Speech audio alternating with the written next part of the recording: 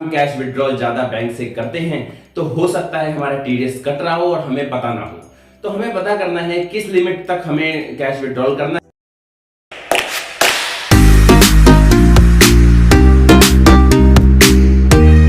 नमस्कार दोस्तों, मैं सीएपी मिश्रा टेक्शन विद वीएमसी में आपका स्वागत है। जी हाँ दोस्तों, आज हम डिस्कस करने वाले हैं सेक्शन 194N, यानी अगर हम कैश विड्रॉल ज्यादा बैंक से करते हैं तो हो सकता है हमारा टीडीएस कट रहा हो और हमें पता ना हो।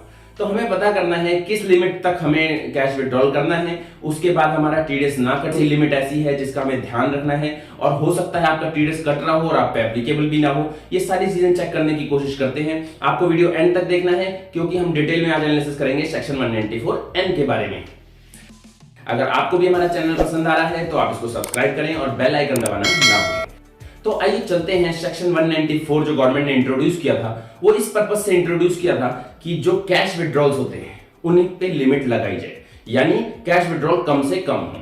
तो लोगों ने देखा कि जो ये लिमिट थी सबसे पहले 1 करोड़ की आई थी, यानी फाइनेंशियल ईयर में अगर आप 1 करोड़ से ज्यादा कैश विड्रॉल करते हैं तो आपका 2% से टीडीएस लगेगा।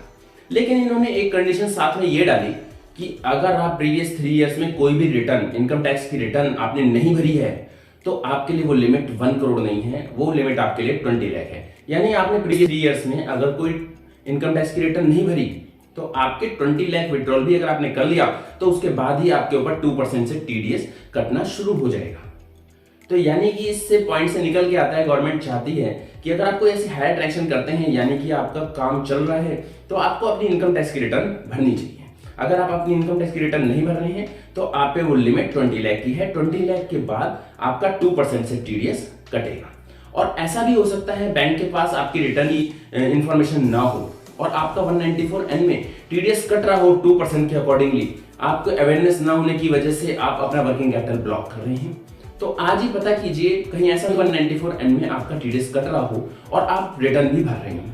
तो आपको क्या करना है, अपने इनकम टैक्स की रिटर्न ले जाके बैंक में अपडेट कराना है कि ये मेरे पे एप्लीकेबल नहीं होता। वहां पे अपडेट होते ही आपकी ये लिमिट 1 करोड़ की हो जाएगी, यानी 1 करोड़ से कम पे आपका कोई टीडीएस नहीं कटना चाहिए।